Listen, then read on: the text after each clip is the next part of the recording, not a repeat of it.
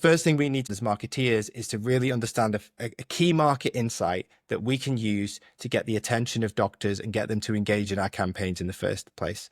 And Lee, you're expert on this. Can you tell us about some kind of examples that of the types of insights that you think are really useful for pharma to have where they can differentiate from their competitors? Such a high percentage of healthcare professionals right now have personal burnout within their jobs, but also fatigue within digital engagement. We're in a really challenging spot now to try and create things that are going to spark the interest of these healthcare professionals. The individual has 3 spheres that they're going to be interested in hearing about. Number one, themselves. What are the things that keep them awake at night?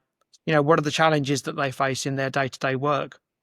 And with healthcare professionals, we know that's a complicated landscape, right? Not only have they got their own personal journey that they're on as an individual, but they're also embedded within a healthcare system that, depending on where you're sat, what country, what hospital, what location, those healthcare system challenges are unique and they are in the main very complex for those doctors to navigate. And then even within that, when they spend time sat talking to patients, which is ultimately the bread and butter of our target customer, the patients that sit in front of them have unique challenges that they bring to the table based on their needs. And that changes, once again, depending on the condition that the patient is suffering, the location that they're in, the comorbid conditions. So this doctor's sat in the middle of a very complicated landscape that if we're not able to communicate an understanding of that world to them on a local level, we call it hyperlocal level, then it's going to be very difficult to get them to sit up and take notice in a noisy environment and differentiate ourselves.